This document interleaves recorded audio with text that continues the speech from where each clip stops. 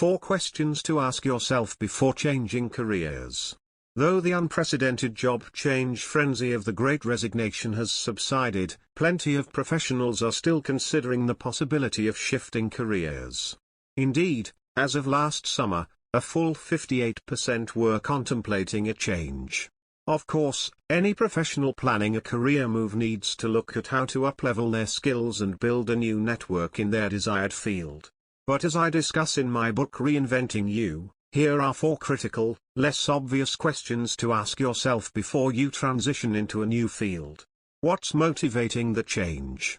Sometimes, the answer is obvious: you've always loved photography, you've honed your skills to the point of excellence, and now it's time to turn your avocation into your vocation. But other times, a desire to change careers might arise less from dissatisfaction with your current path, and more from particular circumstances like a bad boss or a corporate culture you dislike. Because professional reinvention can be time-consuming and disruptive, it's important to be clear about whether you truly want to move into a new field, or just escape your current situation, in which case, an internal reassignment or a new company might work just as well as a full-on career shift. What's the smallest way to test my hypotheses? We often assume we know what will solve our career qualms, say, going back for an advanced degree, or breaking into tech. But while your instincts may be broadly correct, there are a lot of particulars you won't know until you test them. As I've written about before, a career coach told me about one client who was convinced she wanted to switch careers and become a flower arranger. Despite her client's desire to jump directly into the job search process, the coach urged her to first shadow an arranger for a day, a prescient call, because the client almost immediately realized that the cold workplace conditions, necessary to keep the flowers fresh, were a non-starter for her. Think about small ways you can test the hidden hypotheses you've been holding about your desired career path. This could include a mix of informational interviews, job shadowing, reading books and memoirs in the field, and asking those in the field pointed questions about the worst elements of their jobs, to draw out disconfirming evidence.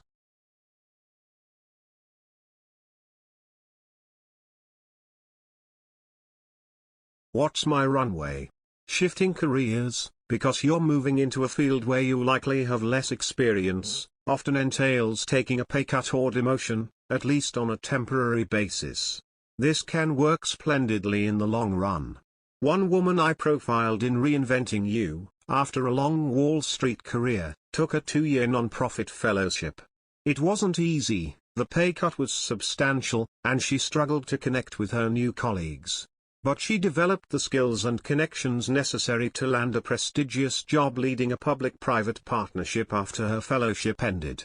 It's a successful template, but it's important to recognize that what made it possible was the financial reserves she'd previously stocked away.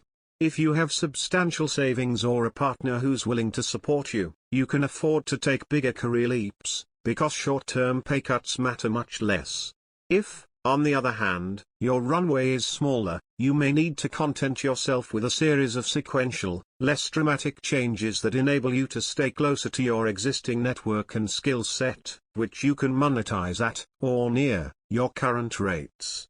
For instance, you may be an intellectual property attorney who dreams of becoming a film director, but instead of jumping directly into a field where almost no one will initially be willing to match your previous salary, you might start by shifting into entertainment law in order to solidify your Hollywood connections and prepare for a subsequent move into directing. What's my fallback plan?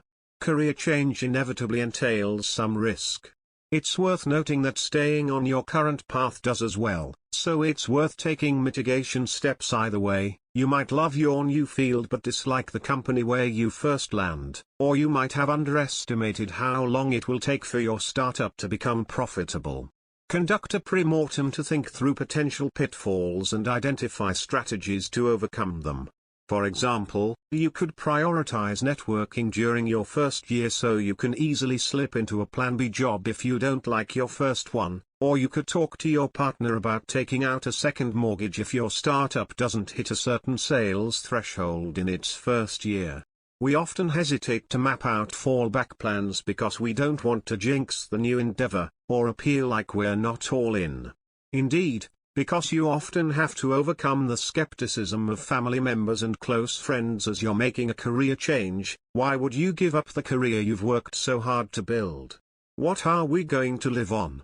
There's a natural tendency to over-index on optimism. But keeping a realistic view of potential obstacles is essential to your future success and your ability to adapt if conditions on the ground aren't what you anticipated. Changing careers can be an exhilarating way to keep yourself intellectually engaged and share more of your talents with the world.